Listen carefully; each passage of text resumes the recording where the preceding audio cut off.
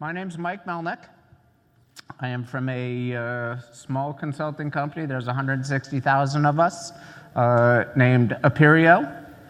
This is a coworker of mine, Mohammed Swaleh. I'll let him say something about himself. All right. Hello, everyone. My name is Mohammed Swaleh. I'm a colleague of Mike's, and I work at Aperio as a technical architect. I am Salesforce certified. I have 15 certifications about. I didn't check lately. I think Mike has more than me. Mike? Well, no sense bragging, but okay. Yeah, so we were going to talk today. Oh, wait, I'm sorry. How many of you haven't seen this slide before? Everything you've heard this week, bye. Next. All right, so let's talk about Lightning testing service. How many people in here are just moving over to the Lightning platform now? Okay, and that's, so are we. So are we. Lightning, I think, now is becoming a reality. All of the things that we've heard over the past couple of years of Lightning couldn't do this and Lightning couldn't do that, I think we're past most of those now, and so Lightning has become mainstream. And as it has become mainstream, we're facing some challenges. And some of those challenges are just like we've done everywhere else, and that's sloppy coding and things we just need to check for. And Lightning Testing Services is a set of tools that integrate with some existing Java testing platforms that allow you to do testing for your client-side performance. All right, so that's what Lightning Testing Services are about. Now you can use them with Jasmine, which is an established JavaScript testing platform. You can use them with Mocha. There are several others that are available, and we're going to talk about a couple of those today. We're also going to do a demo about how to set up the Lightning Testing Services, and we'll show you just briefly how to get in and set it up. All right? During this time, if you have questions, please go ahead and ask them. All right? I want this to be somewhat interactive. Thank you all very much for staying so late on what is probably the last day for many of us. And so I want this to be interactive. I want all of us to share information and get as much information out of this session as we can.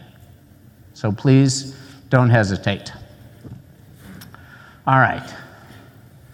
So when is the best time to test? Show of hands. That's what end users are for.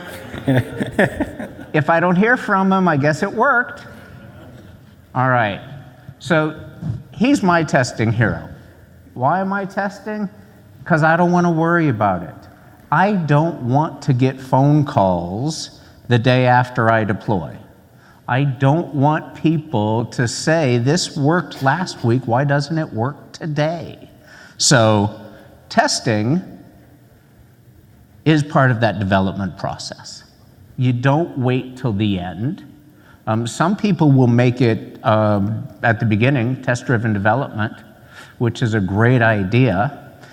There are studies, NASA has one of them, that talks about how much more expensive it is the later in the cycle that you test.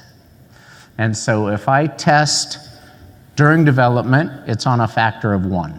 I still have the original coder. She can easily make changes to her code.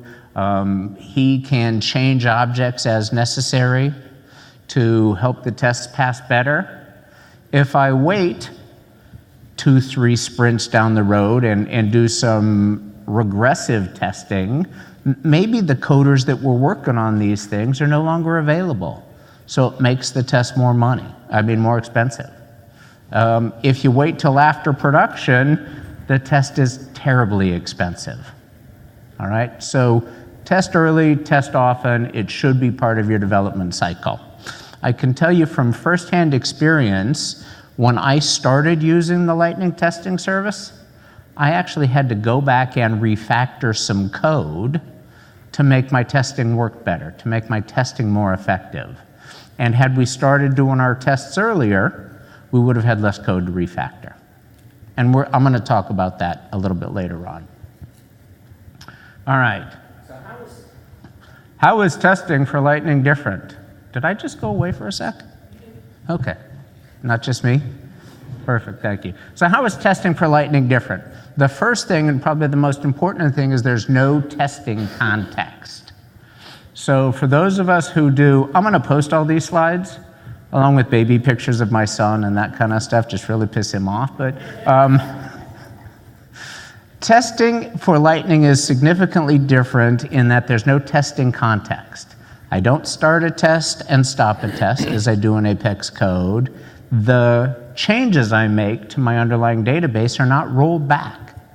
So if I go through here and I do some stress testing and I add 10,000 records into my file, I got 10,000 records in my file.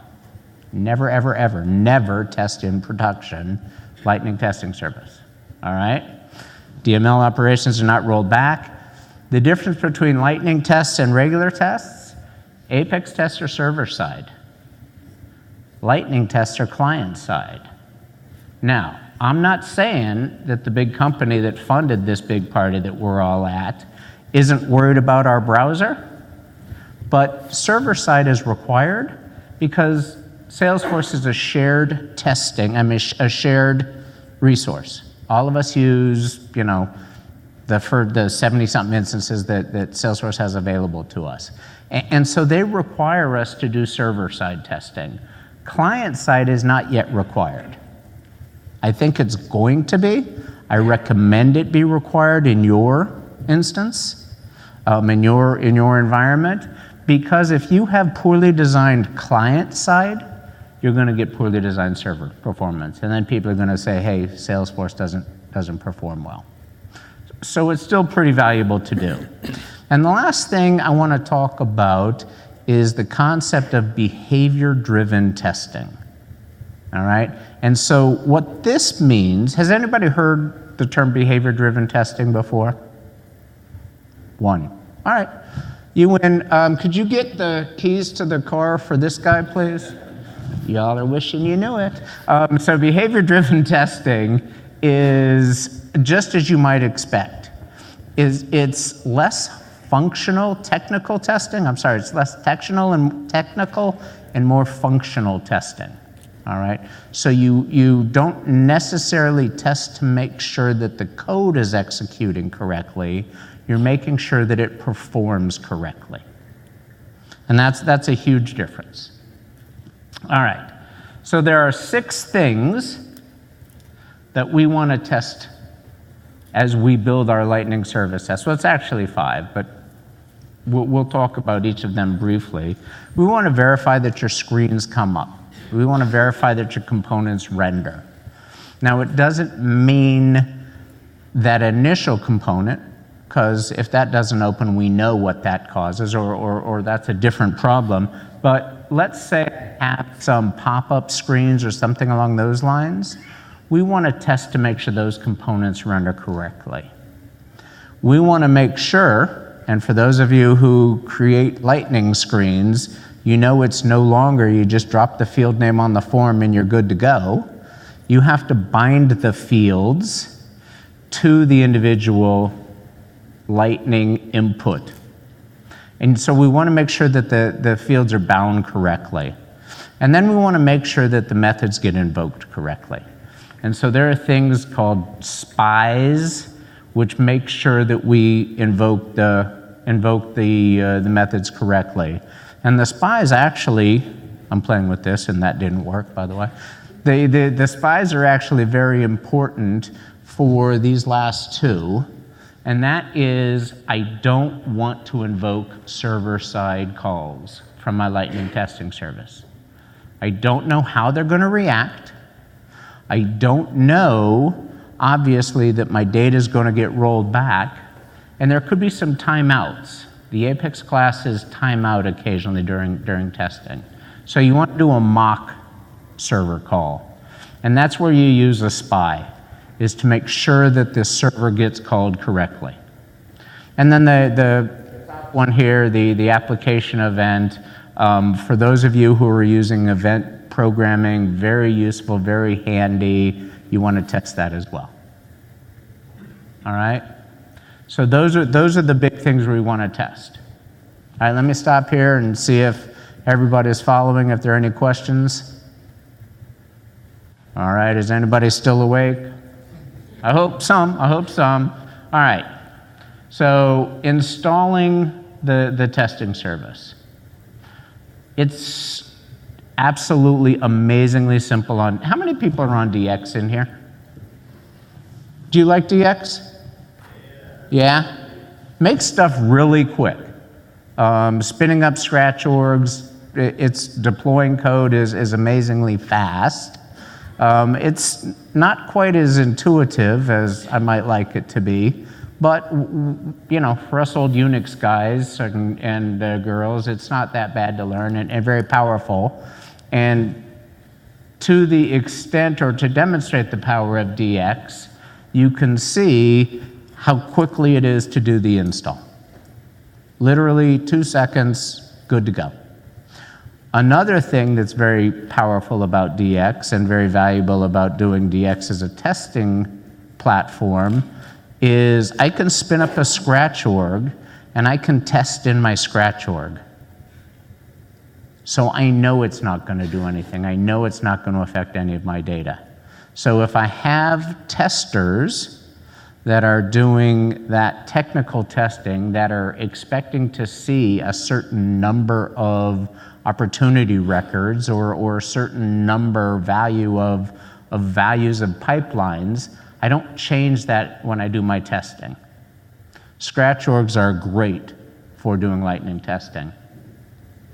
And then as you're going to see when Mohammed does the test, you just test from the command line. All right? Now, I didn't count how many people had their hands up with DX, but I assume the rest of you don't use DX. Yeah, and so you're going to ask me, well, okay, so how do I install it without DX? And it's pretty simple here too.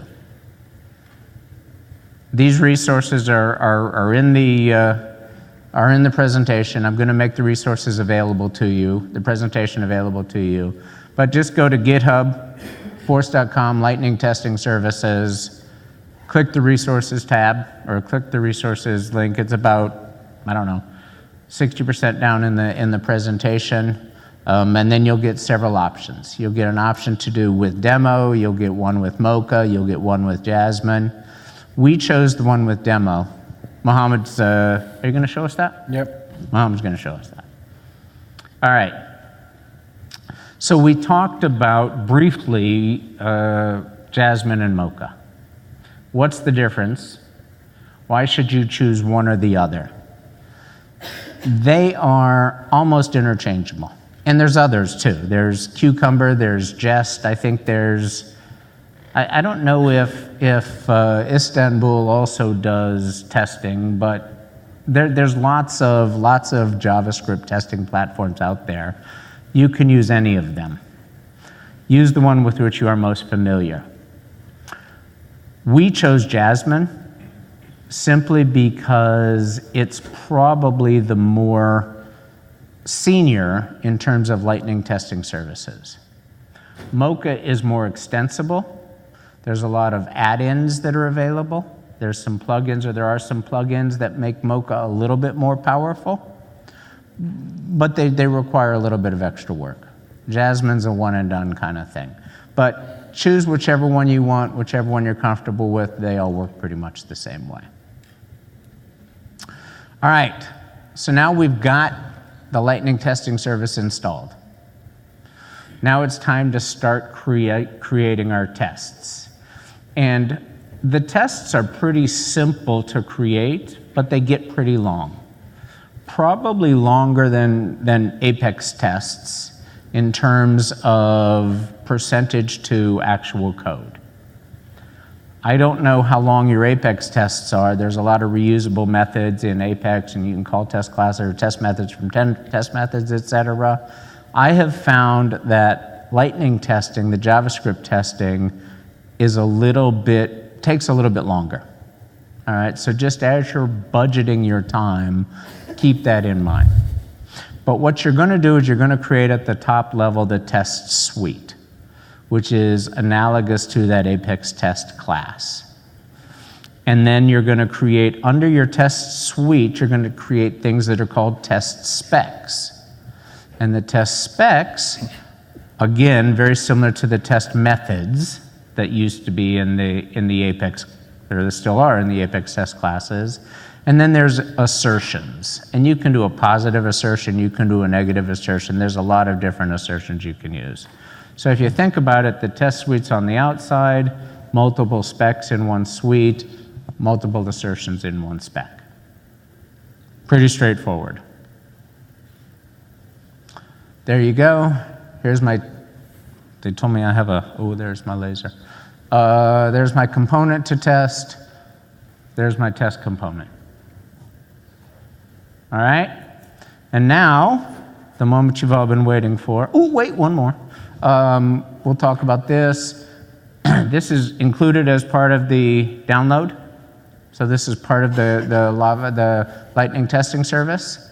And this is a set of methods that you will use during the testing process. So as you can see this one up here, $T create component, that comes from the global utility function.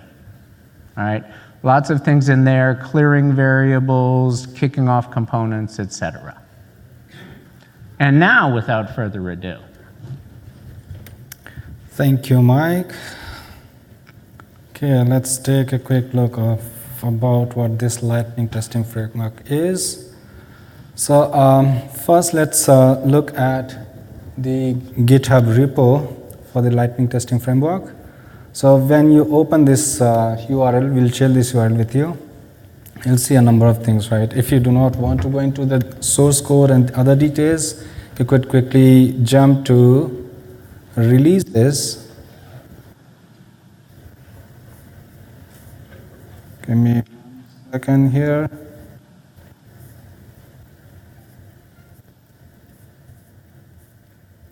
Is there a search function that would help here? Yeah, sorry about that. Yeah, so this is the releases page for that, and you'll see multiple updates to that. So again, this is a new framework, so this is being updated very frequently. So install the one that you want to, and there are a number of options apart from the Salesforce DX. So you could download the source code itself, and then you can plug it in your development environment, or you can install this as an unmanaged package. There are different packages, as Mike said, one for Jasmine, for Mocha, and this LTS with examples is with Jasmine and Mocha and some test components included. So basically you can see the test code, how to create the test for those test components, and you can refer to that and then create the test for your own Lightning components. So the one we have installed for this demo is this LTS with example. And to get into the details, so first let's run this test, and then I'll quickly explain what all of these tests are about and what exactly is happening behind the scenes, right? So for now, just ignore what I'm doing is I'm running this Jasmine tests.app application. It's a Lightning application that we have created to run the app. When I run it, it's doing some magic in the back end, and then, all right, so there you see your results. So it's saying, okay, 18 specs, so basically 18 test methods, if you will, and then there is one pending spec. I'll explain this, what this is, right? So in order to start with Lightning component testing, what you'll need is 3 things, no 4. So the first thing is the biggest container is this application that's called Jasmine test.app, or you can name it anything, right? And then within that, There's something called the test runner. So this is a Lightning component. So you create a Lightning application that will contain a Lightning runner, and within the runner you pass in your test suites. So your test suites will be based on what your Lightning components are that you want to test, right? So to show you how this looks in the back end, okay. So this is the app, Lightning testing app that we've created. Again, you can name it anything. You can just use one application, or you can create multiple applications for different test suites that you want to run, right? And then within this application, Lightning application, you have a Lightning component included called a runner, right?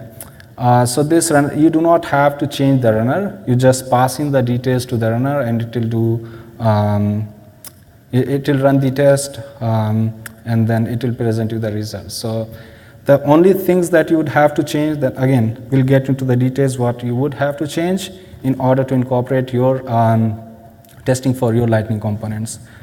So this is the runner component that you create, right? So if you look at the structure of this, so this takes an attribute called test files, and then you have a div for render test components. Basically, this is where this test component that you are going to test. So basically, let's say you have a component that shows something to the user.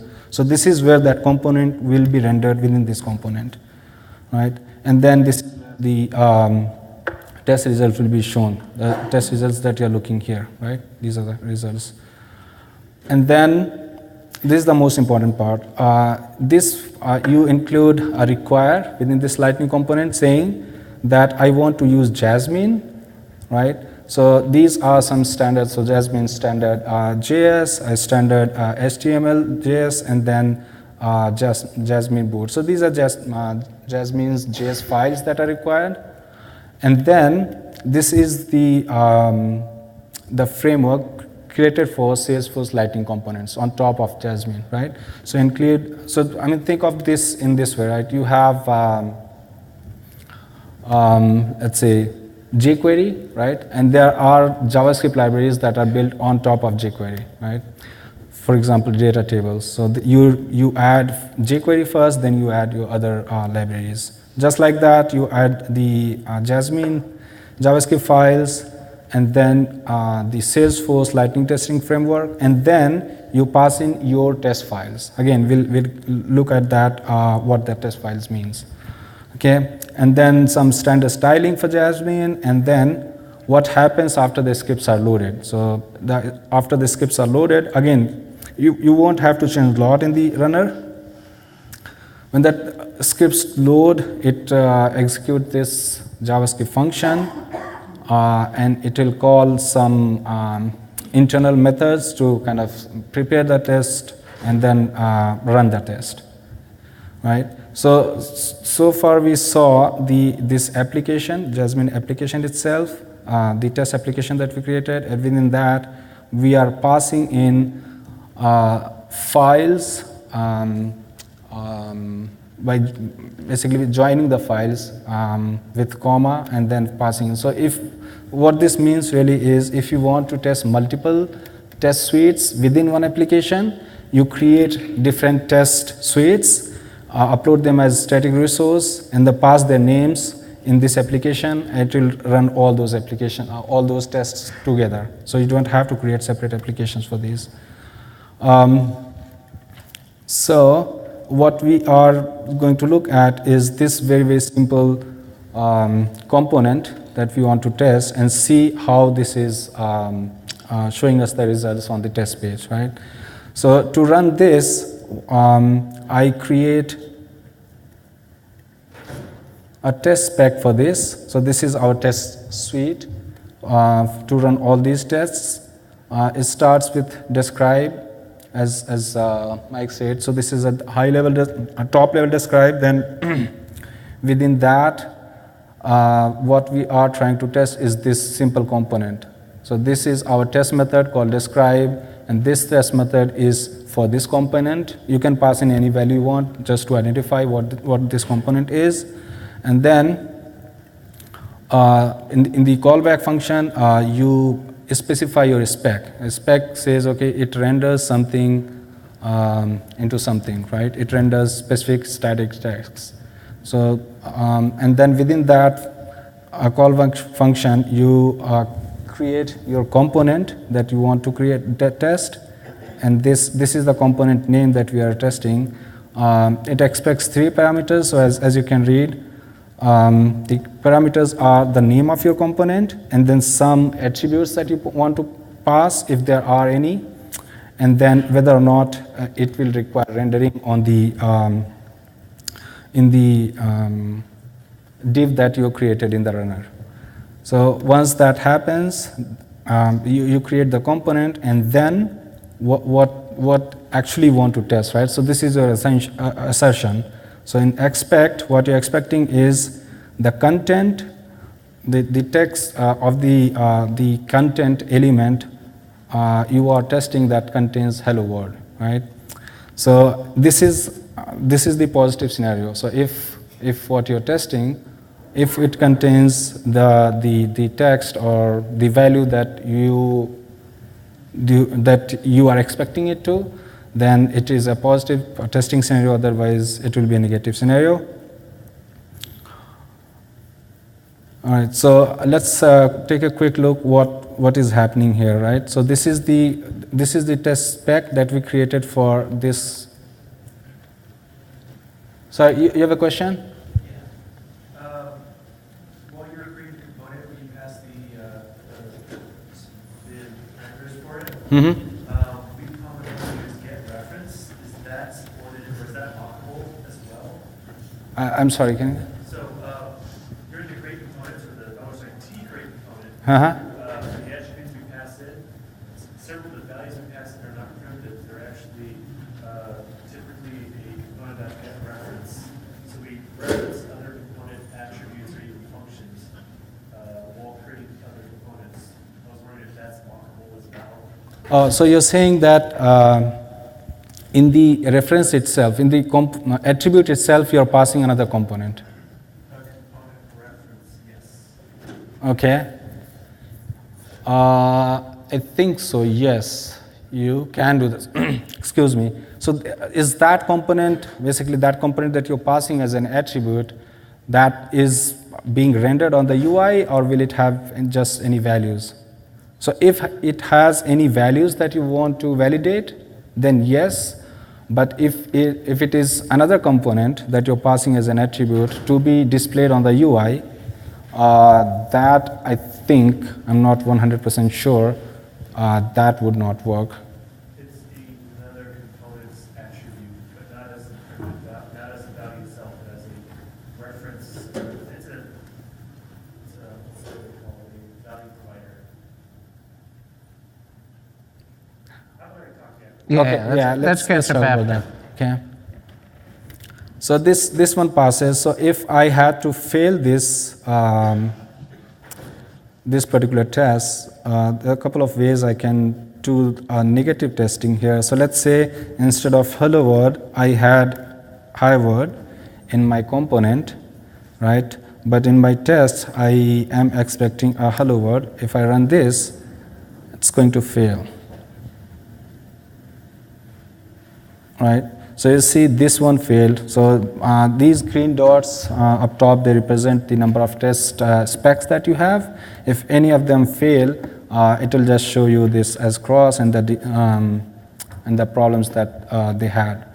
And if you want to inspect what's going on there, you could go to your source, your resources, and then example test, for example, this is the one we are looking at.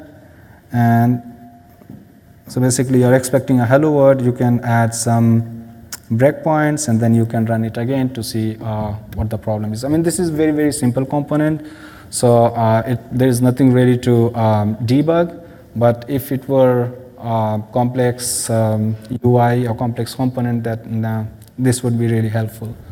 Now there's another way to do a negative testing, and that would be instead of when you do know that you are doing a negative testing, right? And then when you are defining your specs, so at that time instead of using it function, you use xit, right? Let me quickly show you how that works. So I change it to hello world. Let me refresh it.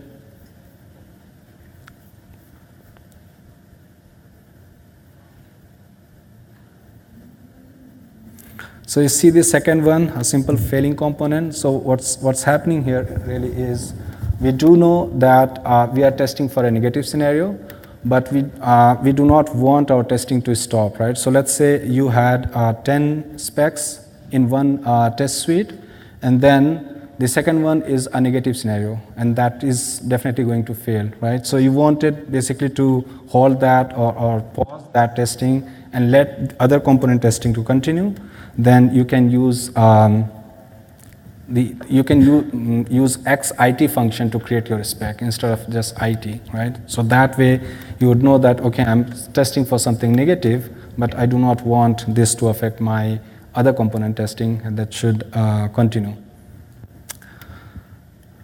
And so to quickly show you, this is the Lightning testing framework for from Salesforce, or this is the framework file that is provided as part of the Lightning testing framework on top of Jasmine or Mocha. You can look at the different functions that they have. So, I mean, mainly there are 6 different functions for create components, or render the attributes, test the server-side DML, different events, and those 6 different types of component testing that Mike showed us. So you can just go ahead and take a look at this, how this works in the backend, but it's not really required. This is all given to us as part of this framework. And then there's so this file that I was talking about, how to use the negative testing scenario. Instead of using it, you use xit function to test a negative scenario, and you know that I'm expecting this to fail. And this should let other testing specs to continue instead of breaking it at that point. That's it. Mike, over to you. Okay. Yeah. All right. So let's 30 seconds. You no. Any other questions?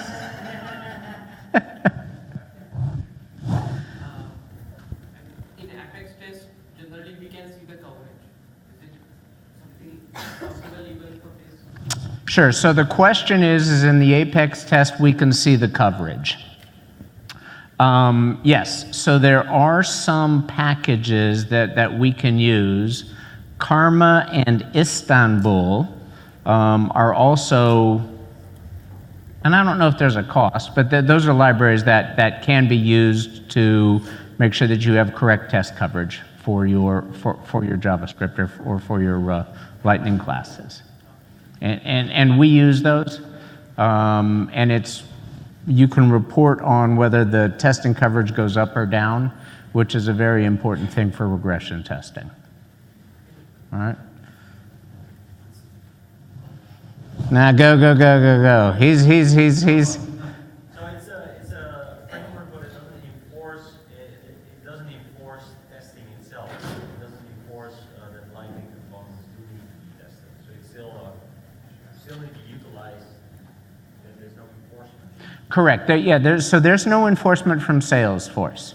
This requires governance at local governance. And again, whether it's going to change or not, I don't know. One of the things that we use Lightning testing for at my current project is there are very strict rules on governance. And so that's what it's used for, and that's why, to this gentleman's point, to make sure that you have adequate coverage, it's critical. because we have people who are deploying code in multiple squads, multiple geographies, and we just can't test it all.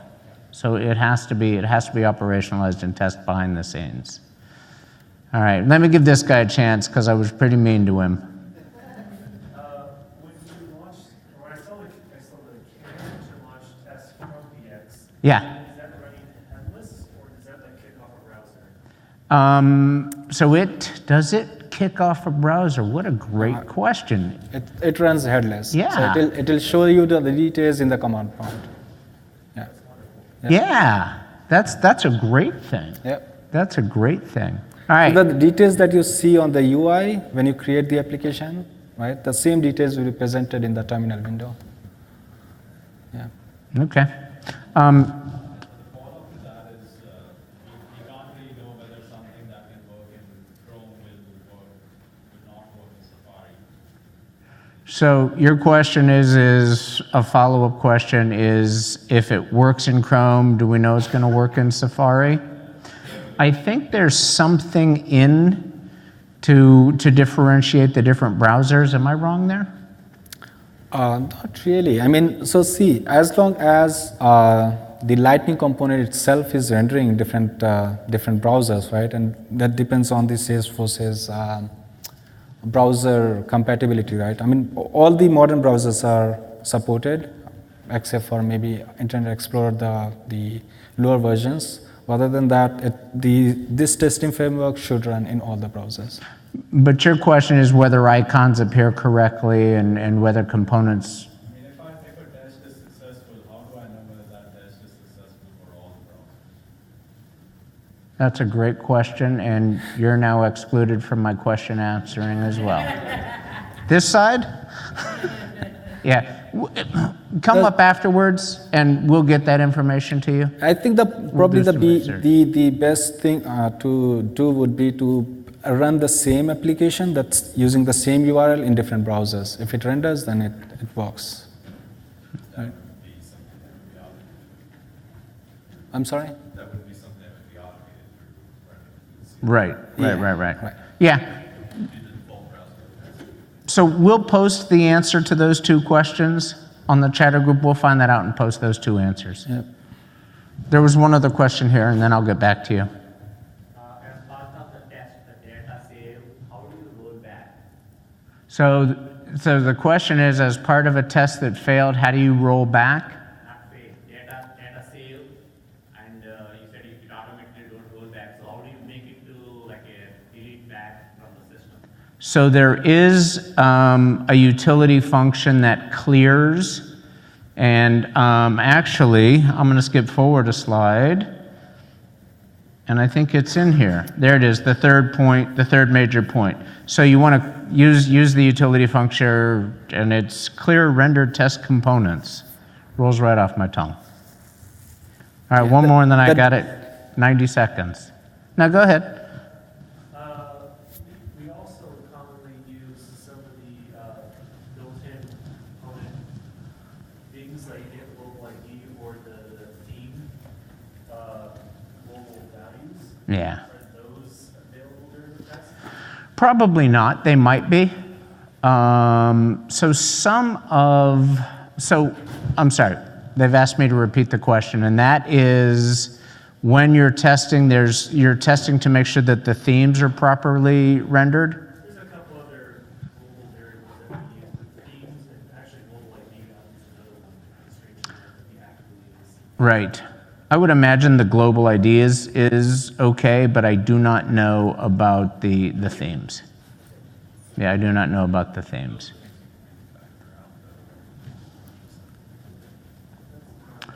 You should be able to factor them out, don't you think? Yeah, okay. So you can test the value of what you're expecting. So for example, if you're saying that you are using, on your component, you're using some global variable, right? That is available in the component itself, but the value that it would give you in return, right? That value you can test in your test suites. So yeah, I'm saying that you cannot use the global variables in your spec. because it's a like independent JavaScript file, right? But what you can do in your test spec, the value that you're expecting out of that global variable, that you can test. Okay. Thank you. The test runner component, is that Docker service compliant? I'm sorry? Is that Docker service compliant? Yes, definitely. And the Repeat reason the question, or we'll be in trouble. The question was, is the test runner component locker service compliant? Okay, and the Yeah. answer is, the answer is because you're creating the application, right? And within that application, you have a div within that application, right? And the test components, your test component is going to render within that div. So basically, you're not going out of that locker, right? So you can do. I saw in the tests that you were actually accessing the DOM directory. Yes, exactly. Yeah, because we are within the same locker, right? You are not going out of. So let's say you have two different components, then you cannot use a document, right? You do not use the DOM to get details out of a second component. But since that application itself contains everything that you're running, it is compliant, right? I have one. This. yeah, Sure, go ahead, sure, go ahead. I mean, this red light flashing, that's not a problem, right? No, okay, we're good. So when we do Apex unit tests, actually whatever data we insert that does not store actually into the data. Right. Yes. What about this? So the question is, when we use Apex testing, the data we enter actually doesn't write into the database. Completely the opposite here. The data you enter gets written to the database, the changes you make persist in Salesforce. So that's what we want to test either in a different Scratch org or in a sandbox or any of those kinds of things. They persist. You had a question? Yeah. You. There's things that only work in Lightning Experience and mobile that don't work in the app, but you're making an app run your somebody. So some features only work if you kind of place them in the Lightning Experience thing, but you're making an app that just tests something wrong with the app environment. So your question is the components that are in the Lightning experience are tested, but the components that are in the app are not tested? Some things only run when you drop it into a Lightning Experience, but I imagine that it tests everything, but you're just testing something that's running in the app. So is it reaching in somehow?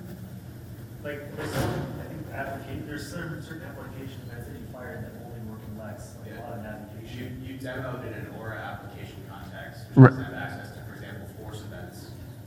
So she's asking about the standard like LE and mobile stuff that wouldn't be present in an Aura application. How do you test that? Do you have any idea? I'm not following. So actually, you are creating, as part of the framework, actually, you are creating a Lightning app, right? I mean, it's really a Lightning component definition, but you denote that as an app, right? So that's where the .app extension comes from.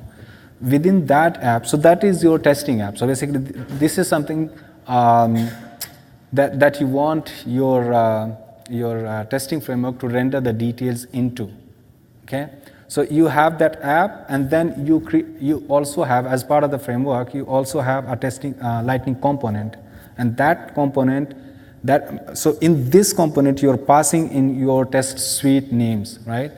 And in the test suite, actually what it is just a JavaScript file that is uploaded as a static resource, right? And those specs will contain the details about the components that you actually want to test, right? So these two things, the runner and the application, the Lightning application, are created as part of the Lightning testing framework itself, right? Does that answer your question or? Not really. Like, the app is an app. /1 app is an app as well, and it has extra functionality that disappears the moment that we're the app that we created for the unit test. So a lot of events are Lightning experience specific, and when we're in mobile, yeah. But, anyways, the moment that we move out of the /1 app itself, certain functionality disappears. Right. I see. Okay, I see what you're saying. So yes, one app is like an standard application on itself, right? Yes. Yes. Okay. So you're saying so one app is I mean everything that it contains at a standard level. It is standard, right? But within that, you can have custom components. Yeah, our custom components rely on mobile stuff that one app provides. I care about navigation events that it provides. If I need to, Can you run LTS in the one web app container? I do not think so, no. You have to create your own app to run that. So I mean, yeah. So anything custom that you have created that you want to run within one app, right? You can use basically you can create your test specs for those custom components itself, but it will run under your test application that you have created, right? So I mean, functionally, even technically, I don't think it will be different, but you're right. I mean, the context changes.